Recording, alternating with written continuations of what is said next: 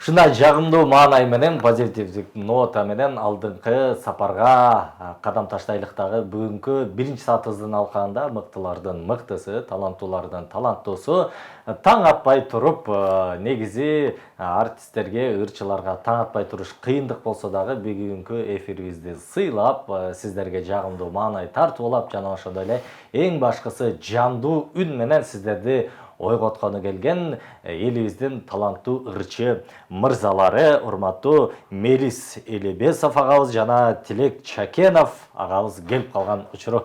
Арыбаңыздар. Саламалейкум. Дагы бир жолу.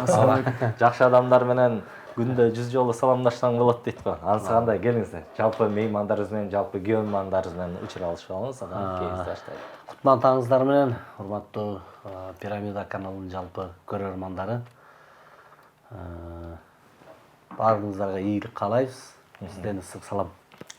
Тилек мырза. Ассаламу алейкум, жалпы кыргыз эли, көрүп жаткан көрөрмандар, жалпыңыздардын кутман таңыңыздар менен ушу биргеликте сиздер менен тосуп жатканыбызга абдан кубанычтабыз.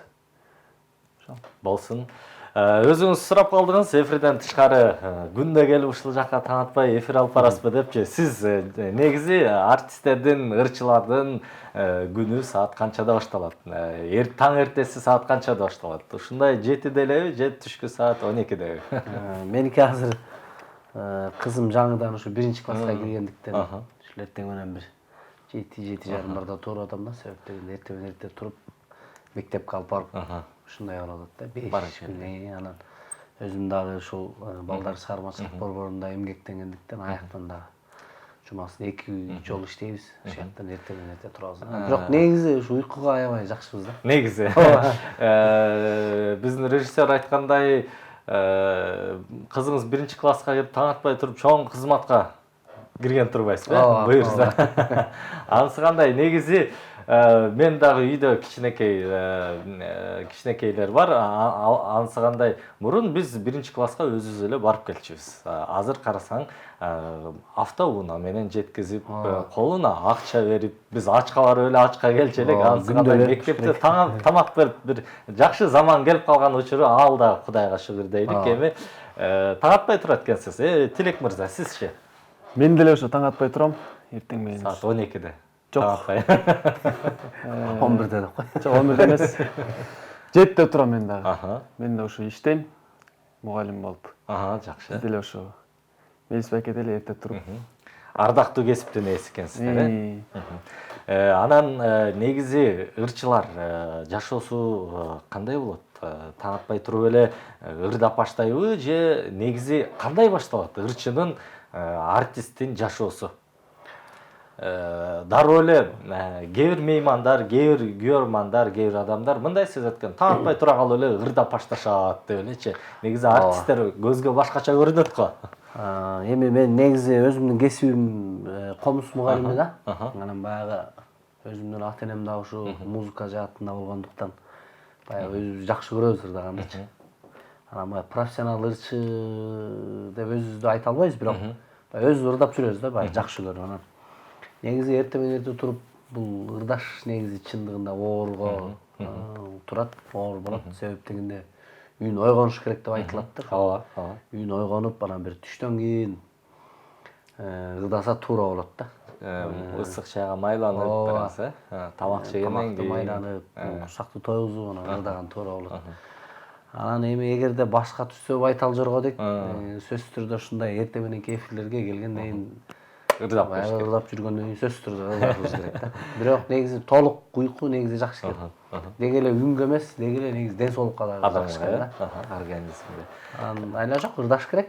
Темирди ысыгында чаптайт, эми бир комуз менен ырдабайлыбы? Ооба. Анда чыгарма ырдап берели. Мелис агабыздан жалпы биздин көрөрмандарыбызга таң атпай туруп ысык чай үстүндө отурган көрөрмандарыбыз болсо, сиздерге жагымдуу, жандуу музыкалык ырдесте кабыл алып коюңуздар. Анда сиздер үчүн сөзүн Мариям Буларкиева деген эжекебиздин калемине таандык Жумабек Сагынбаевдин Сагыныч саптары деген бир жакшы чыгармасы бар.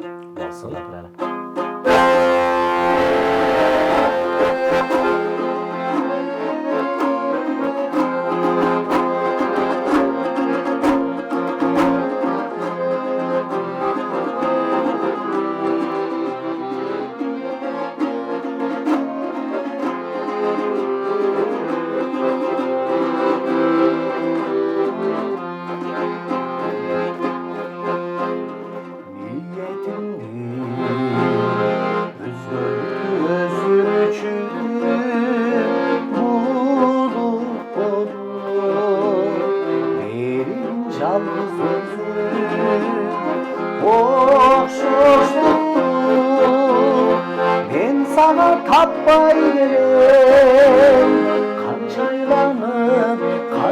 aylanıp kıldırıp dünya yüzün. Kançaylanıp kıldırayım dünya yüzün.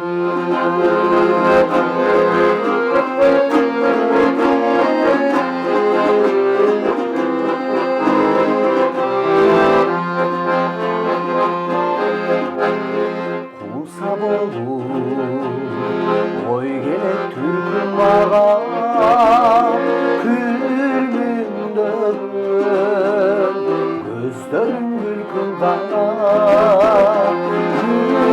büyüttürüm güllerde çaldırıp gülüp koyup sen benim bir gün kala gülüp koyup sen benim bir gün kala. Bale.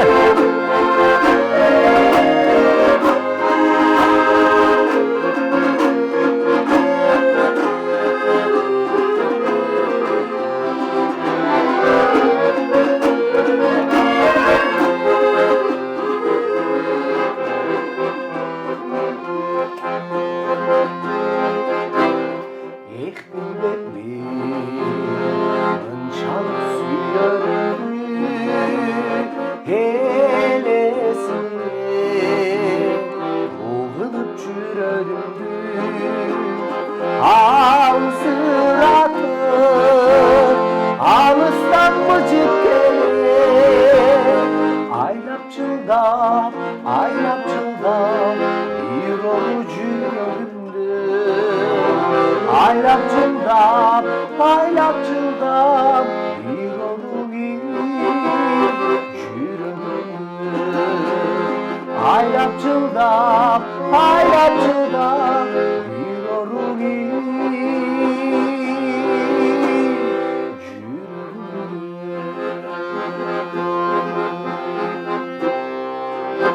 Ебали.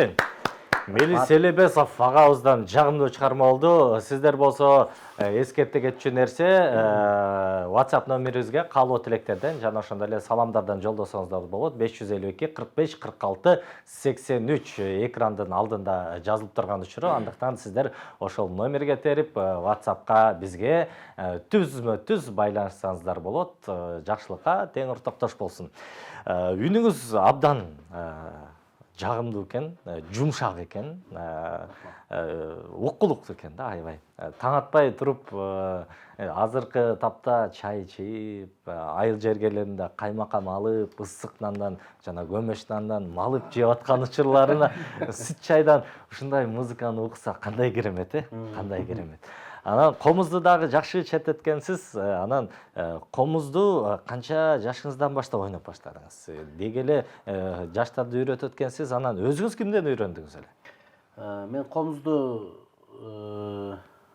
Нургүл деген эжейимден үйрөнгөм, балыкчы шаарында. Өзүм ошо балыкчы шаарында ошол жактан туулуп өсүп чоңойгомбуз. Анан кадимки Назира Айтбекова деген алып барчу кыз бар. Ошол Назира экөөбүз чогуу барчубуз мектепте, кружокторго чогуу катышып. Комузду көтөрүп алып. Комузду көтөрүп алып. Шамал. Туура айттың да. Анан ошо Назиранын дагы апасы аябай чыгармачыл, мыкты мугалим, ошол эжебизден 6-классыман үйрөнгөм да. Күүлөрдү ойноп. Кайра сиз комузду үйрөтүүгө эмне түрткү болду? Эми биздики эң эле чоң түрткү ошо менин өзүмдүн атам апам. Атам ошо негизи гитарист, гитарадан сабак берет. Апам болсо флейтадан үйлөмө аспап, кармалып ойнойт да. Ошондон сабак берчү мурун. Анан эми азыр кийин ошо үйлөмө аспаптар бөлүмү жабылып калгандыктан маданият үйүндө эмгектенет апам. Атам болсо азыркыга чейин ошо музыкалык мектепте гитарадан сабак берет. Баардык аспаптарды ойнойт да. Баягы бир кино тасмадан айткандай эң эле маданияттуу үй бүлөдөн турбайсыз. Этти дагы бычак менен кесип жейбиз дегендей. Тилек мырзага жолдойлук, аккордеонду кучактап турасыз. Негизи сүйлөшкөн кызыңызга караганда аккордеонду көбүрөөк кучактайт болушуңуз керек. Айтасыз. Анысы кандай, сиз аккордеонду канча жаштан баштап үйрөнө баштадыңыз? Деги эле аккордеон жагабы же комуз жагабы? Анан аккордеонго кандай келип калдыңыз эле? Мен айылдан окууну бүтүп, мектепти бүтүп, бияка келип үйрөндүм да. Бияка келип дос боло баштадым. Эс тартканда, Эс тарткандан баштап эле бир бияка келип тапшырганда ошондон биринчи кармап, анан үйрөнө баштадым да. Ошол жанымда жүрөт дайыма жакшылык тойлордо. Ошол. Анан ушунчалык аккордеонисттердин түйшүгү да көтөрүп алып, аны тияка чакырса көтөрүп алып, бияка чакырса көтөрүп алып, анан еще тиги абдан оор, анан оордук кылбайбы негизи? Мен негизи бесиме оордук эле кылат негизи. Салмагама. Негизи эме оор эле 25 килограммдай да. Бирок мындай көтөрүп алып ырдап атканда ырдап атып мындай өзүң билбей аласың да. Мунун оорчулугун элечи. Бирок аракет кылып өзүң бир кайфка кирип алып кетсең, ушу мунун оорчулугун эле байкап аласың, кете бересиң да. Баракелде. Анан мен ойлоп атам, келинчек аял тандаганда баягы аккордеондон оор болбош керек деп тандайт болушуңуз керек. Же кандай? Албы. Көтөрүп көрүп да. Ойлонбой эле коюңуз. Бул таңкы тамаша, таңкы тамаша. Анан негизи кайсы мынакей Рыспай Абдыкадыров аталарыбыз, Асанкалай Керимбаев, ушул чоң улуу агаларыбыз бар. Анан кайсыл багытта, кайсы стилде өзүңүз ырдайсыз? Өзүңүздүн оюңуз боюнча. Үлгү тута турчу адамдар көп музыка жаатында. Көбүнчө ушу Бекборбиев байкебиздин, Сыймык Бешекеев байкебизди мындай үлгү тутуп, ошо инсандардын чыгармаларын колдон келишинче аткарып жүрөбүз азыркы учурда. Ошол адамдардан үлгү тутуп, эметем да мындай күч кубат алам да аларданчы. Алардын чыгармаларын ээргип алам да. Эми ошол ээргип алган чыгармаларыңыздан бир жагымдуу чыгарма аткарып бериңиз жалпы көрөрмандарыбызга, жалпы биздин тыңшап турган адамдарыбызга, көгүлтүр экрандын артка тарабында турган бир чыгармадан сураналы. Деле анда шаңды кылалы,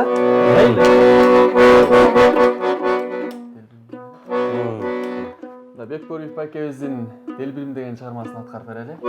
Ай деген жерин чогурдайлы. Чогуу. Ай делбирим, ай делбирим. Бале.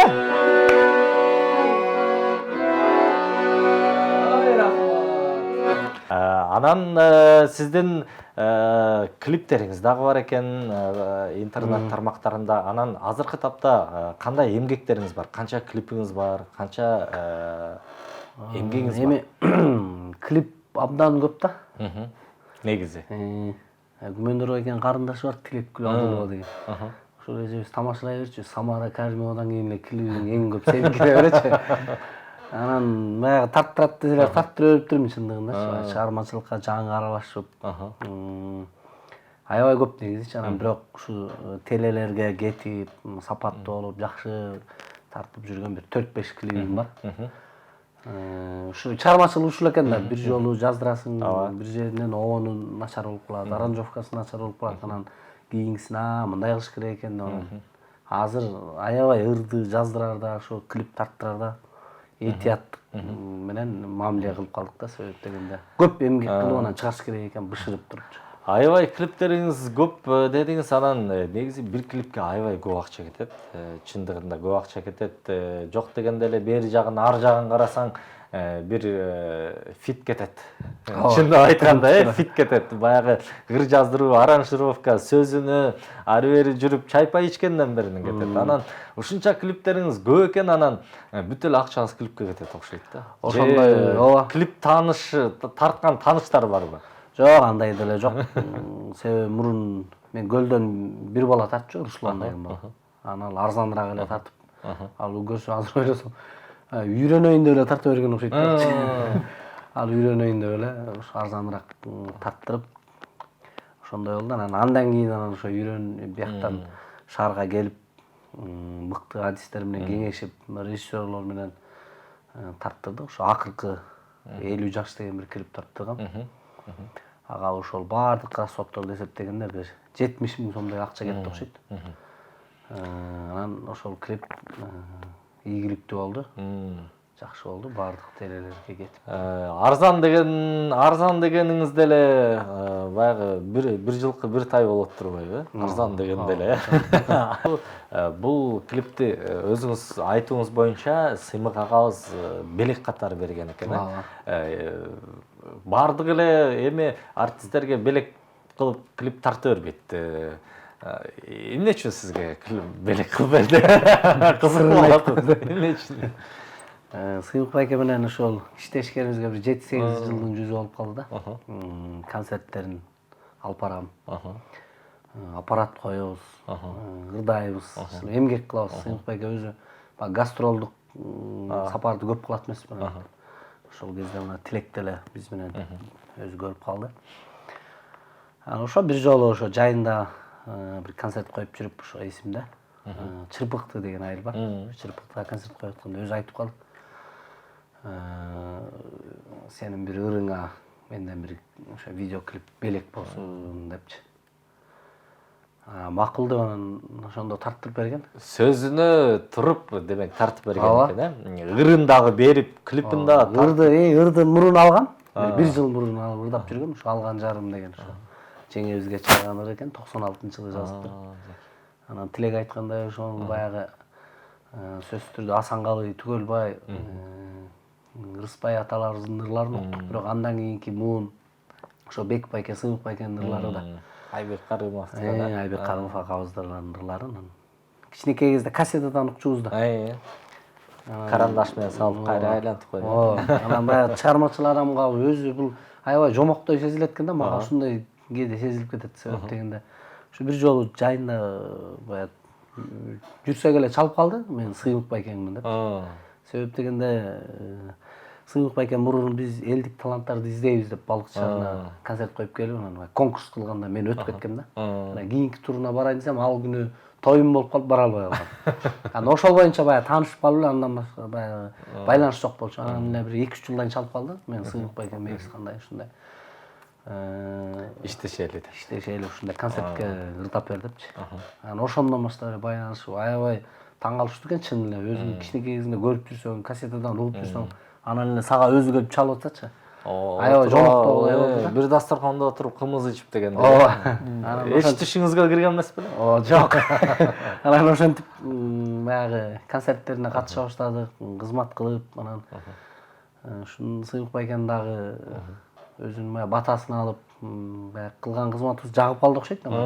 Ошондой көп жылдан бери иштешип жүрүп, анан өзү айтып калды, ошо клип тартып берейинчи, сага чыгармачылык жардам болсун деп. Анан өзүң айткандай ошо сөзүнө туруп тартырып берди.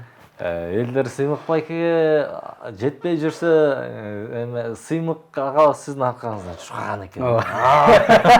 Жакшы. Арканда ырын дагы берип, клипин дагы тарттырып, ушундай адамдарды кайдан таба аласыз деп койбойсузбу, Тилек мырза?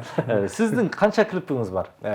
Мен билишимче азыр жакшы иштеп турган учуруңуз, элге жакшы таанылып, жакшы эмгектерди кылып турасыз азыркы учурда.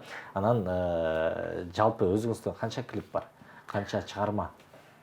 Биз мажор тобу деп 3 баладан түзүлүп анан ырдайбыз, топ болуп. Биздин куржунда 4-5 ыр 3 клип бар. Эми аракет кылып атабыз, акырындан буюрса жаңы ырлар жаздырып. Жаңы эле болду, биздин деле ушуну баштап атканыбызга топту түзүп. Ошол 2-3 жылдын айланпасы болуп калды окшойт. 2 жылдай болуп калды да. Бир жолу дагы көрөрмандарыбыз билет болуш керек. Студияга келгенсиздер, конок болуп ансыгандай клиптерди көргөнбүз. Буюрса Тилек мырзанын дагы мажор тобу менен биргеликте клипин көрөбүз, буюрса алдыңкы сааттарда. Анан сиз мынакей Мелис агабызды Сыймык агабыз таптыр. Анан Сыймык агабыз сизди дагы чакырдыбы же сиз өзүңүз таптыңызбы Сыймык агабызды? Мен эме болду. Бакас деген досубуз бар. Ошо Бакас аркылуу тиги Сыймык байке менен таанышып, могу жайында көлдө 10 күндүк гастроль болду. кандай десем, бирибизди тааныштык да мунусундачы. Көлдөн тааныштык. Көлдөн тааныштык. Балык сатып жүрсөңүз эле тигелде калды. Ойдо деле жок болчу, эмне кандай болуп таашып калдык дегендей. Жакшы. Анан ошол убакытта сыймык агаздан кандай чоң тарбия алдыңыз, кандай чоң өзүңүзгө айткандай тажрыйба алдыңыз? Буга чейин талантым балайбыз да. Канчалаган оондор жазган, ырлар жазган. Кандай жакшы нерселерин алдым. Адамгерчиликтүү адам экен, аябай. Өтө мындай балайт экен да көп адамдычы. Керсейген деген жок, балап, жөнөкөйлүгүн баладым. Адамгерчилигин баладым. Мындай мыкты адам десек болот да. Ошол нерселерин алдым өзүмөчү. Ошол бирөөнүн жакшы нерсесин көрсөң өзүмө мындай камтып алганга аракет кылам, жакшы нерсесин сөзсүз түрдө. Баракелде. Анан сыймык агабыздын жанында көп жүрөсүздөр. Анан сураган эмессиздерби, эмне үчүн мындай азыр элибизде ресторандарда шаң шөкөт той көп. Анан сыймык агабыз тойлорго көп чыга бербейт. Кээде чалсаң деле жок бара албай калам го, жумуштарым көп деп эле кээде келбей коет да. Эмне сиздин оюңузча же сурап көрдүңүзбү, же сырын билесизби, эмне үчүн бардык эле тойлорго келе бербейт? Сыймык байкем мен деле өзүм ушу айткандарын угуп калам. Себеп деген азыр ырчынын орду кайда болуш керек? Ырчынын орду сахнада болуш керек да негизи. Анан биз чыгармачылык кандай болуп атат десе эле азыр жаштар ой чыгармачылык сонун күндө тойдо дей беребиз да. Эми ал азыр замандын дагы талабы болуп атат. Сөзсүз түрдө тойго барышыбыз керек. Бирок менин оюмча биринчи кезекте сахна туруш керек да чыгармачылык адам үчүн. Анан сыймык байкени деле сөзсүз түрдө тойго чакырбагандар аз эмес, сөзсүз түрдө көп. Сыймык байкенин өзү иштери менен чынында өзүң айткандай көп болуп калса керек. Анан өзүнүн сыймык байкенин ырлары да баягы салмактуу эмеспи? Анан өзүнө жараша. Анан баягы өтө кадыр барктуу адамдар, улуу кишилер чакырат да. Мен көп көрүп калам тойлорго дагы барганда. Бирок өзү ушул эмнегедир эл менен жакын болуп, эл менен жакындан баарлашканды жакшы көрөт да. Сахнадан, Сахнадан, концерт коюп, гастроль коюп. Мен биринчи жолу ошо канча 2015 беле 2017 го дейм, ошо Ош жергесине барганда бир жерге барсак киши чындыгында аз келип калды, бир 50 эле киши келип калды да. Анан ичимен ойлоп аткам, мен концерт койбойт болуш керек десем, жок. Чыгып алып эле толук эле 2 саат 15 мүнөт койду концертти. 50 киши дегенде залдын жарымы эле чогулду, канча пайызы? Бир 35-40 эле пайызы да, 50-гө деле чыкпайт. Ошондой пайыз чогулуп калды. Демек элди сыйлаган үчүн бир дагы ырдабай койбой, толук кандуу кыскарткан жок, ушундай болду да. Анан дагы бир жерден бизде өзүң деле билет болуш керек, Тоң жергесинде Үстүңкү Дайлинка деген жер бар, Дөңкү Алабаш деген. Анан мен айтып калдым, ошол жерге барып келбейлиби десем, ошол жакта да айылдар барбы деп сурады да. Анан 4-5 айылдар бар, анан ошол жака уюштурдук концерт. Анан ошол жака концерт койгондо сыймык байке ар бир чыгып элден кечирим сурап атты да. Себеп дегенде мен 2012-жылы эмгек сіңірген артист деген наамды алдым эле. Эмгек сіңірген артист деген наамды алган адам Кыргызстандын болгон булуң бурчтарына чейин болгон маданият үйлөрүнө чейин ырдап, андан кийин наамды алыш керек. Ушул наамды алып, анан ушул силердин айылды билбей ушул жерде айыл бар экен. Келбей, ушуга чейин келбей жүргөнүм үчүн кечирим сурайм деп ошо 4-5 айылдан концерт сайын айтып атканда мен ыраазы болдум да.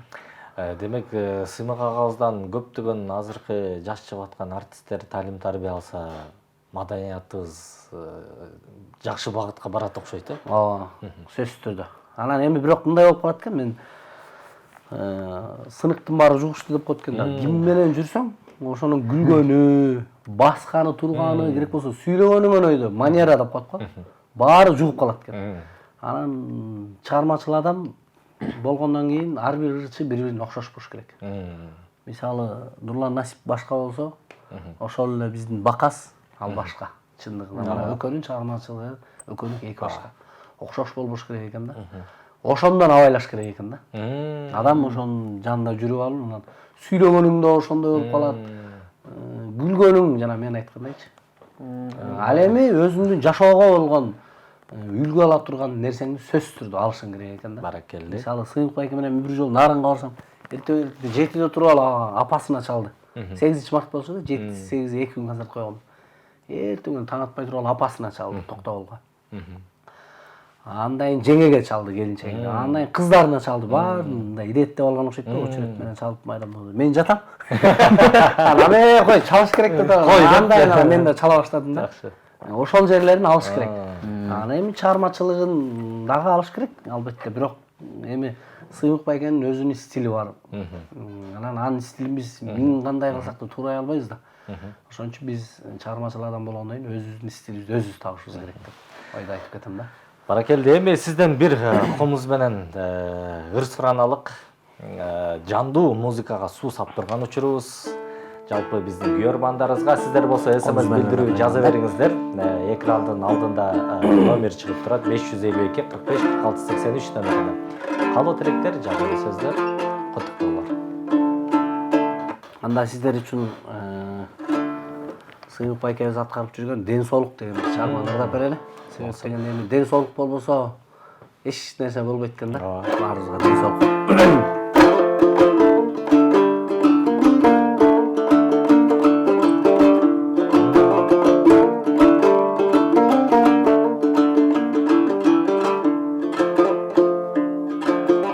Ар адамга жараласын ден соолук, асыл байлык алтын болуп кең болуп, чындыгында адам кылган адамды бакыт экен, талай экен ден соолук. Бакыт экен, талай экен ден соолук. Ойлоп сыздап кетет кабыргам, башкаларга сөз айта албай жалынам. Чындыгында адам кылган адамды бакыт экен, талай экен ден соолук. Бакыт экен, талай экен ден соолук.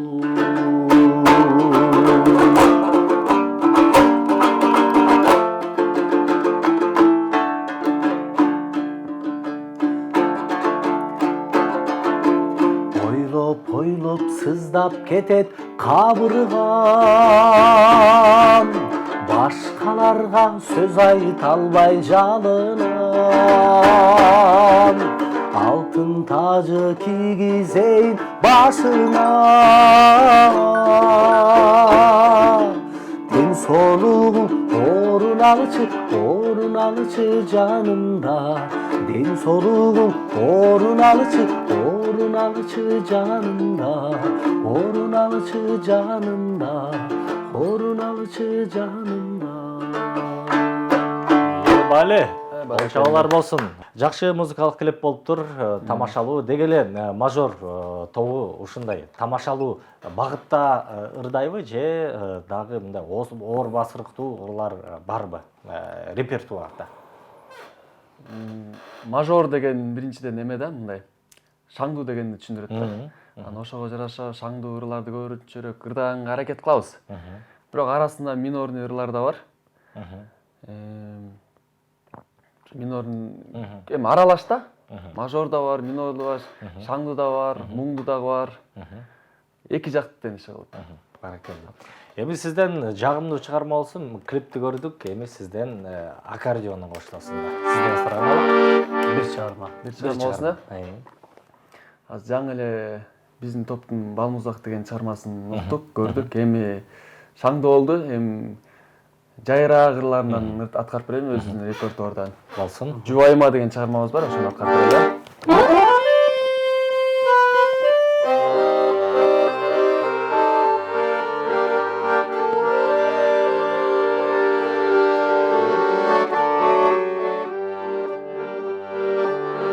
Табылдың махабатқа, қош қанаттай шерик болдың.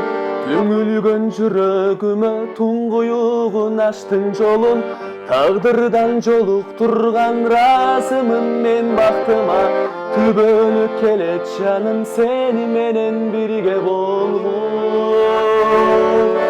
Өзүң бар бактылуумун жаным, жаным, жаным, жаным. Өмүрдөн белегимсиң сүйүм менин аппактаным. Өзгөдөн кызганамын, өзүмдүк болчу ардагым. Үйүмдүн шам чырагы жаным, жаным, жаным, жаным. Düşpөсүн ак жолугуң сүйүм менин аппактаным. Түбөлүк болчу ардагым.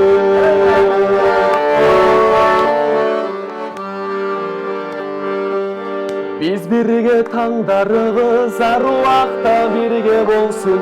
Ата-эне кадырлаган ыйманың бекем болгун.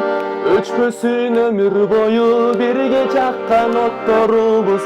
Өмүрдө экөөбүзгө наристелер белек болсун.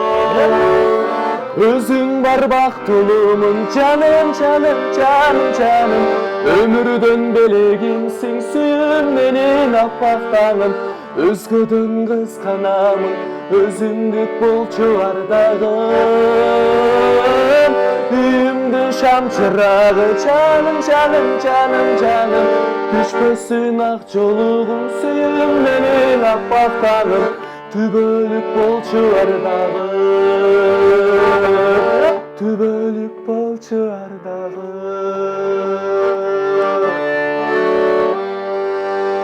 Ебали, кол чабуулар болсун. Тилек Чакенов болду.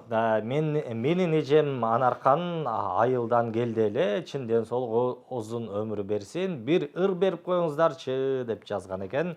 Саламатсыздарбы, Пирамида телеканалы мейлис ден соолукта болуп, өнөрүң өркүдө берсин, чыгармачылык ийгиликтер көп болсун. Бишкектен Карыпбаев Жигитбек Байкеңдин үй бүлөсүнүн атынан деп жазган экен. Салам жолдоп койсоңуз болот. Кандайсыз? Карыпбаев Жигитбек Байкеге чоң салам айтабыз. Жалпы үй бүлө менен ысык чайдын үстүндө чайдан урта отурган учур окшойт. Эми азыр болсо сизден бир чыгарма сураналык дагы, андан соң эфирибиз 1 саат бат эле өтүп калды. Анысы кандай? Сизден бир чыгарма менен, андан соң эркин микрофондон токтойлук. Жагымдуу ырлар биздин күйөрмандарга албетте жаңымдуу ырларды ар дайым эле уккубуз келет. Бүгүн ошондой мүмкүнчүлүк бар. Сиздерге дагы, биздерге дагы. Сүйүп алы ырдын чыгармасын ырдап барайлам да.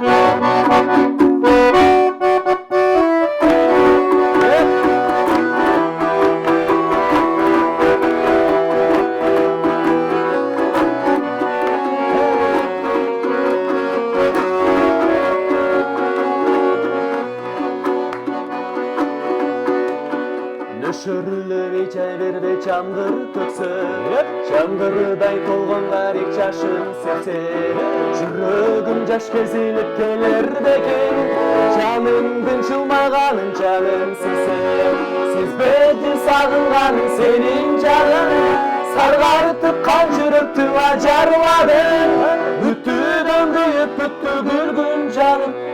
Жұттадың сен жұттаңан, жұтпадың сен жұттаңан, сүйіп алың.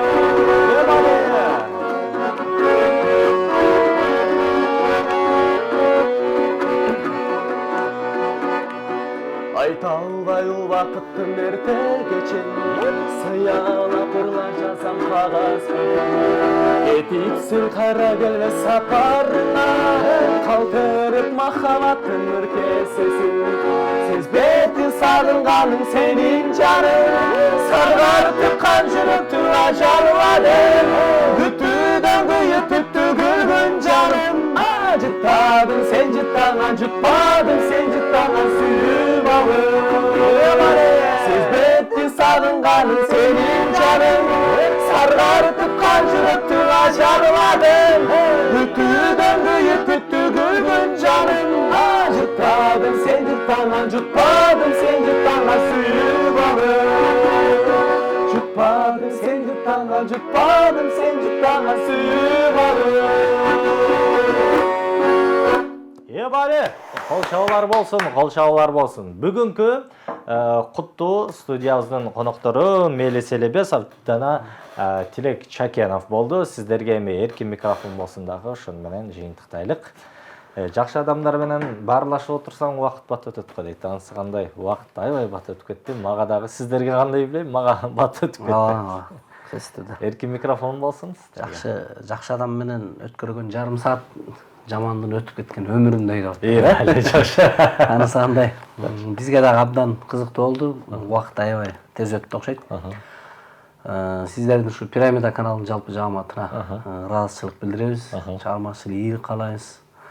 Элибизде, жерибизде тынчтык болсун, жакшылык болсун, ушундай жакшы эфирлерде, жакшы майрамдарда жолукканга жаратканым насип этсин.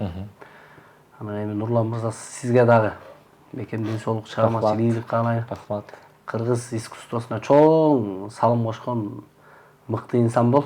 Рахмат. Рахмат, чоң рахмат. Бардык биздин ушу Пирамида каналдын көрөрмандарына баардыгыңыздарга тең үй бүлөлүк бакыт, бекем ден соолук каалайбыз. Чоң рахмат, Тилек мырза. Жалпы кыргыз элинин кутман таң дейли. Бүгүнкү күнүңүздөр ийгиликтүү улансын. Сиздерге чоң ыраазычылык билдиребиз чакырганыңыздарга, Нурлан байке. Ишиңиздерге ийгилик, бар болуңуздар, аман болуңуздар. Ушундай биздей болгон өнөр адамдары менен элди бириктирген сиздерсиздер. Элибизге аманчылык болсун, токчулук болсун, ден соолук болсун, эл жерибизде оору сыркоодон алыс бололу. Дайым ушундай ыр күлкүдө жакшылыктарды көрүшүп жүрөлү. Келди. Концерттер көп болсун, тойлор көп болсун, заказдар көп болсун. Заказды туура эттиң.